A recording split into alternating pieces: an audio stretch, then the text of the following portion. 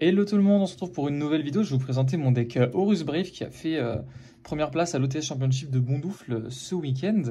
Bref, on va pas forcément parler de l'OTS Championship en lui-même, mais je vais vous présenter le deck parce que le deck est sympathique et que ça peut être cool à jouer. Voilà, tout simplement.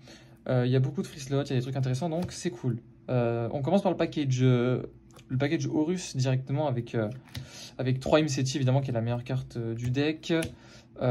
Tous les bodies en x1 et le sarcophage du roi en x3 tout simplement parce que c'est ce dont on a besoin pour l'engine, pour start. Donc voilà, c'est les meilleures cartes du deck tout simplement, enfin de l'engine. Et qu'est-ce que je voulais dire, ouais, quand le terrain sortira, ce sera OP. Ensuite, Brave, les 6 starters Brave, hein, on a 6 starters Horus, 6 starters Brave, hein, les 3 sarcophages, les 2 Imseti, là on a les 3 Enchantress, les 3 rites, donc ça fait 6 accès par engine. Donc voilà, ça fait 12 starters purs, on va dire, en main deck, ce qui est moyen, mais ça va. Ensuite, je joue un Faithful, un Dracobac, un Griffon, voilà, c'est du package Brave classique, je vais rien vous apprendre. Ensuite, 3 Fenrir, parce que le deck manque de body, et que Fenrir est une très bonne staple, donc c'est très fort. En plus, ça permet d'avoir une carte en main, en plus à discard pour le sarcophage, donc c'est trop bien. Ensuite, je joue 5 niveau 3 synthoniseur, donc 3 H, 2 belles. C'est fort contre labyrinthe, c'est fort contre pas mal de match-up, c'est des bonnes end-traps, j'avais envie d'avoir pas mal d'end-traps. Et puis surtout, j'avais envie que ma X68 là me permette de faire régulièrement des barons. Parce que je trouve que Baron c'est trop bien, on a envie d'avoir des Omni Negate. En plus, c'est un peu la seule norme du deck, c'est le seul truc que tu normes dans le deck. Donc pourquoi pas, tu vois, en jouer 5, je trouvais ça cool. Et puis c'est pas des mauvaises cartes. Et je joue que 2 belles parce que Belle, c'est pas fort contre tous les formats, contre tous les match-up, pardon. Et puis c'est une carte qui est moins que tu peux moins jouer en boucle. Genre quand t'as 2 ou 3 H main de départ, bah limite tu utilises les 3 H. Alors que si t'open 3 belles ou 2 belles, bah tu vas plus galérer à trouver tes timings. Ensuite je joue Lava Golem, on a très peu de normes. Et puis Lava Golem c'est trop fort, donc let's go. Ensuite, je joue 2 TTT. Attends, je vais mettre ensemble 2 TTT, 3 prospects. Donc, les TTT, c'est trop. Franchement, les TTT, c'est vraiment trop bien comme carte. Ça sert à plein de trucs. Et prospect, c'est le dernier ajout du deck. Si vous avez vu la dernière decklist, je jouais pas prospect. Je l'ai ajouté parce que le deck manquait de consistance et que les mains où on a besoin de draw, bah, on peut s'en sortir, soit de dégager le prospect, soit jouer autour des end-traps grâce au prospect ou j'en sais rien. En fait, il y a quasiment aucune situation où prospect est une carte morte. La seule situation où prospect est une carte morte, c'est quand tu fais TTT, draw 2 et que tu draw 2 prospects. Là, c'est de la merde. Mais le reste du temps, c'est vraiment fine. Genre, vraiment, c'est fine. Ensuite, au niveau des pièges, je joue 3 impermes. Ben, c'est une entrap, quoi. C'est compris. Et ensuite, 3 Darkenby, je les ai passés main deck parce que quand tu gagnes le dé, t'as quand même envie de first. Avant, je le jouais go second, mais le go second, c'est trop dur. Et Darkenby main deck, c'est parce que je trouve que c'est trop fort comme Floodgate. En plus, toi, tu t'en fous complètement dans le deck. On s'en fiche complètement de jouer Darkenby. Donc, c'est trop cool. Ensuite, on va passer direct à l'extra deck. Le zombie vampire, il est trop fort, il est trop bien. Lancelot, il est sympa. Si le mec il veut Evenly, bah il peut pas Evenly vraiment, c'est cool. Roi Géo entraîneur et ça. Donc voilà, il y a ça. Ça, c'est mes 5x68. Je sais pas comment expliquer mes choix.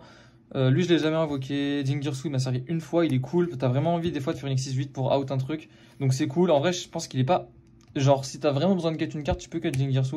Mais overall, c'est une bonne carte. Géo entraîneur, il est trop fort au time. Ou même quand t'as envie de te refaire une main, c'est trop bien. Lui, il est fort. Lui, il est trop fort. Voilà, c'est des bonnes cartes. Il suffit de les lire pour comprendre qu'elles sont trop bien. Ensuite, je joue The Typhoon. Fort, même si je l'ai pas invoqué du tournoi, ce qui est très étonnant. J'ai pas eu l'occasion, mais bonne carte. Et Typhoon, vraiment, pas si mauvais. Genre, vraiment, il y a des gens qui disent qu'il est nul. Je suis pas d'accord. La carte est pas insane, mais la carte est pas nulle du tout. Ensuite, mes 3 Link 2. SP, c'est trop bien. IP, c'est trop bien. Dark, c'est trop bien. Mais attention, il faut un Dark pour l'invoquer. Pensez-y. Les gens auront la ref. IPSP, c'est cool. C'est des bonnes cartes. C'est pas des cartes qui m'ont méga servi pendant le tournoi. Enfin, la SP m'a servi. Même la IP aussi, hein. Les deux m'ont servi, mais genre c'était pas méga clutch non plus. Ensuite Licorne, elle est cool. Elle est cool, je m'en suis pas beaucoup servi, mais elle est cool. Selene, c'est OP, sa mère, j'adore. On a beaucoup de spellcasters dans le deck, beaucoup de magie, donc c'est trop bien. Genre vraiment, ça link climb, access code ou Avramax super facilement. Avramax un peu moins, on va dire. J'ai jamais invoqué Avramax. Et le access code, il est vraiment trop cool. Franchement, c'est un deck qui fait access code assez facilement, l'air de rien. Et un access code 5003 qui peut péter 2, bah c'est toujours fort. Et puis la baronne, évidemment, il n'y a pas de question là-dessus, hein. On joue des niveaux 7, on joue des niveaux 3, pourquoi pas jouer baronne. Ensuite, dans le side, je joue des Beasted. Discutable comme choix. Je les ai pas beaucoup rentrés, alors que pourtant j'ai affronté Dragon. Je suis mitigé, franchement, sur le fait de jouer des bestiaux. Franchement, je sais pas quoi dire. Je sais pas quoi dire. C'est fort contre Puppet Lock, mais personne joue Puppet Lock, donc à part Jérôme. Mais bref. Ensuite, 3 parfums parce que je suis un terroriste. En fait, non, le deck a un Go First vraiment mauvais. Je pars du principe que je peux pas jouer anti-spell main parce que faut quand même pas abuser de perdre le dé, quoi. Surtout que j'ai perdu quasiment tous mes dés.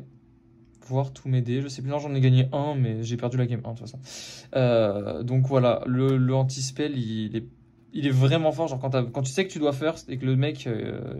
Franchement, il y a une game que j'ai gagné contre Mikanko. Si j'avais pas eu anti-spell, j'avais juste perdu. Enfin, je crois que c'était anti-spell, ouais. Bref, Nibiru, c'est fort. Excusez-moi. Pendant le tournoi, j'ai trouvé ça bien. Ça a mis la pression à du Mikanko. Bah, j'ai gagné une game, je crois que sur Nibiru, je sais plus.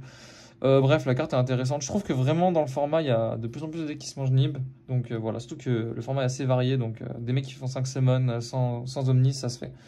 Ensuite, les PTMP. Je joue ça pour faire des ratios 3-3-3. Mais je pourrais en jouer plus. Mais honnêtement, en fait, le deck trap qu'on voit le plus, c'est Labyrinthe. Et vu que je joue H et Ghost Bell main, bah en fait, les Labyrinthes, ils voient pas le jour en général. Parce que bah en fait juste tu fais H sur Big Welcome, enfin H sur Welcome et Ghost Bell sur Big Welcome, bah, ils ont jamais accès à leur lady et ça les fait chier. Enfin après c'est pas tout le temps comme ça, mais vous avez compris que le deck peut s'en sortir. En tout cas j'ai affronté un labyrinthe et je l'ai battu. Donc voilà, c'était cool. Et pour finir Droplet, non en vrai Droplet est trop cool. Droplet est trop cool comme carte, ça pourrait même se taper de la jouer en main. Avant je la jouais en main pour ceux qui ont vu mes anciennes decklists. Mais j'aime bien le fait de la sider parce que genre en fait avoir Droplet en main c'est une sorte de pression, tu sais que tu dois cause des trucs, machin, t'as des match-up où Ghostbell est moins forte, Goutelet est moins forte, alors que quand tu la rentres en side, tu sais déjà en fait ce que tu veux en faire de ta Droplet, et donc c'est cool, je trouve ça plus sympa. Bon pour les dédicaces, dédicaces à toute la team Mukazi, mais surtout grosse dédicace à Quentin, qui est le GOAT, tout simplement. Voilà, merci d'avoir regardé la vidéo, et puis testez le deck, abonnez-vous.